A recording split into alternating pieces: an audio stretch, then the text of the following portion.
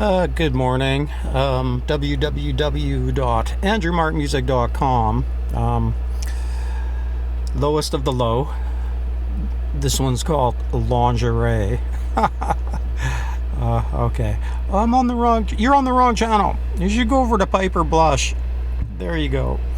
Today, we're gonna be talking about woolies. Yes. Okay, so right off, I apologize for the lighting in here. There's my fridge. Yeah, gotta have the guitars. My desk. The real book. My 1890 wash pot.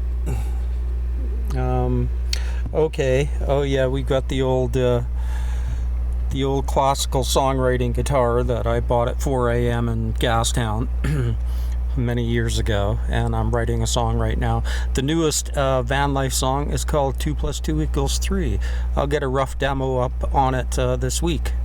So today I wanted to talk about two things. The last 20 days without electricity. Oh, I'm plugged in again. Oh, it's so nice to sleep for the whole night. I slept from 11:30 to 7:30 all night long last night, the first time in 20 days.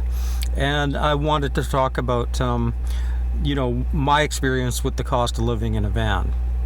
And so right off the top, I'm in the Pacific Northwest. It wasn't that cold, but it would dip down to freezing, some mornings snow and that. And I was using the Mr. Buddy heater propane, and I'm just not going to sleep with it on at night.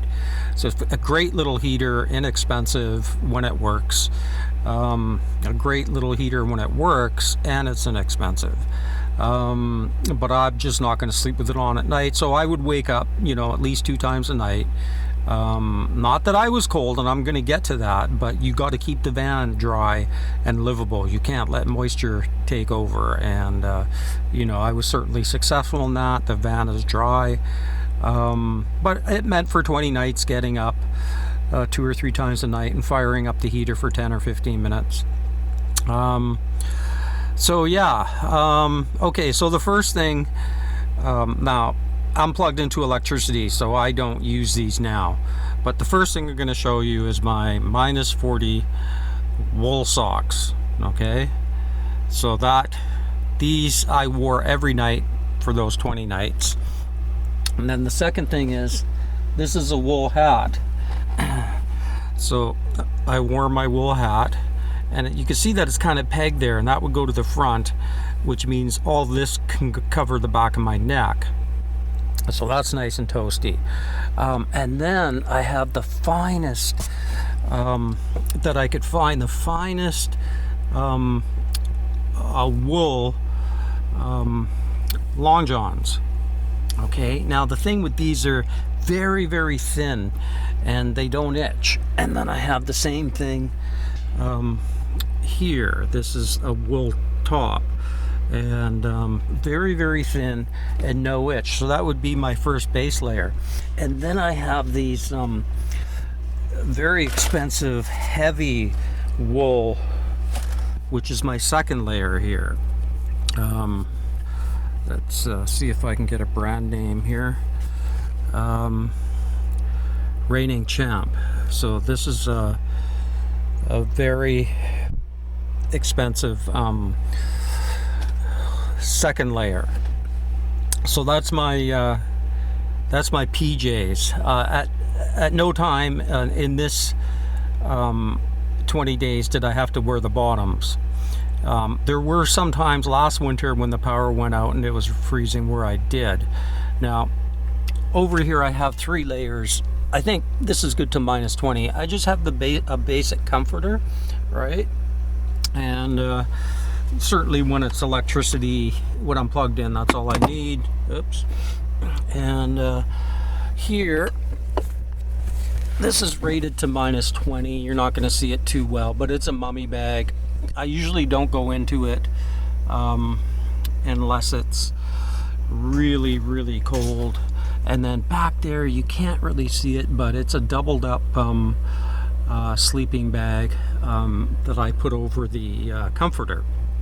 So within this 20-day stretch with the woolies, all I had to do was put the comforter over me and then put that doubled up sleeping bag over the comforter, and then I used the minus 20 bag to wrap around, my upper body and neck. I was warm every night. Like, I was not cold for 1 minute. Certainly at the times where I got up to fire up the heater buddy, it's chilly in the van, but it's not like I was cold. Okay, so that's that. And my experience, I've been in the van now because of displacement from COVID policies, the economic impact of COVID. No, Mr. Trudeau, I can't live on $2,000 a month. Thank you very much. You're welcome to come and try it.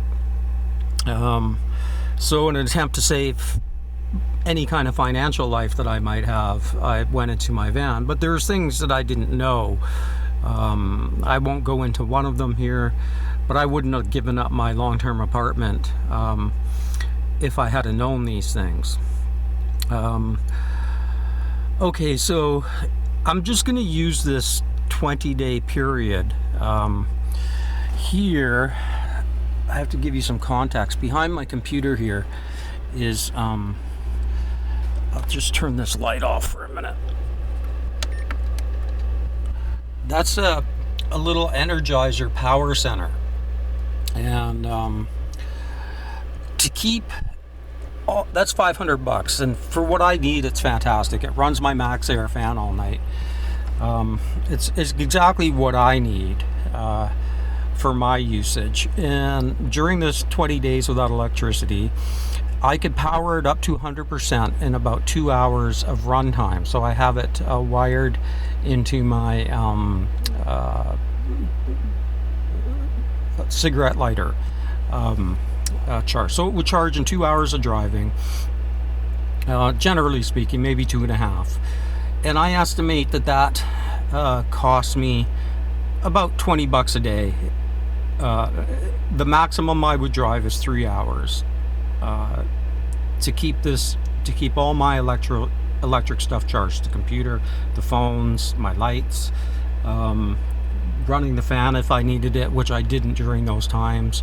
I run the fan all night when I'm plugged in because it just creates a really stable environment in here, and I could sleep all night. So the other thing is the propane that I had to use. You get 3 of them for $24, right? And I would go through 2 in a 24-hour period, right? So that's $16.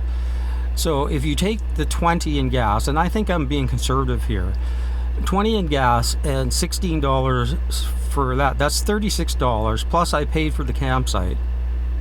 Less than 20, that's all I'll say. But let's just leave the campsite out of it and just do gas and propane. That's $37, $370 a week, over 10 days, I'm sorry, and then you multiply that by 3, so you're getting into the $1,200 range. And this is without showers. This is using an 1890 outhouse. It's living in about 20 square feet of space, so in my experience, if you want to live in a van, live in a van. What do I care? I don't care if you live in a van, but don't say that it's cheaper than rent. It isn't. Now it goes to how much rent you want to pay. I've never paid more than $900 a month rent. That's what I was paying when I gave up my long-term apartment. And of course now I've realized I made a mistake, and I've woken up to what I call a rental nightmare, where average apartments now are like $2,500. It's ridiculous. How people that are on a fixed income are living, I have no idea. So yeah, now for me, I'm camped in a campground now that has electricity. and I'm getting that for $650 a month. And I don't have to drive. I don't have to use propane. So at that point, staying in this campground, living in the van, is economically viable. It is cheaper than renting. But for me, I'm also paying like $170 in storage fees for all my stuff. So as soon as I say, okay, I'm living here at this campground plugged in, plus my storage, then it's the same price as my old apartment. So this is all neither here nor there. It's really directed at, this idea that living in a van is cheaper than paying rent. And certainly if someone was paying $2,500 a month rent, I could never imagine doing that. But if one were, then yeah, maybe. And I guess if money isn't an object because YouTube pays you to, put videos up, then sure. But for the average person who actually has to work for a living, like, I don't really like to make this, delineation between what's real work and what isn't, but I think there is a difference between making a video and actually going in and doing work for yourself, real work, or for someone else. So my point is that again, living in the van isn't all that cheap. Now this is, the context here is British Columbia, Canada. There is no solar here per se. I don't know how anybody's living off solar up here in the wintertime. I think van life is much more viable in warmer estates, warmer countries, warmer places. But that's the reality of it here. Now, all the intangible things like the awesomeness of being where I'm at, living here compared to my apartment in downtown Vancouver, yeah, this is a huge win. There's many things about van life that are huge wins, but yeah, the cost of it's not cheap. It's one thing if gas was cheap and propane was cheap, but everything is so expensive today. It's all outrageous. And my biggest critique is that I think a portion of van life is being promoted by the system as a replacement for a real place to live, and I just find that despicable. I just find that so problematic that intelligence assets of the financial system would do this, because it's, for most people, there's no way that this is a viable replacement for a real place to live. And that's my biggest critique. Okay, Andrew Martin music. Peace out.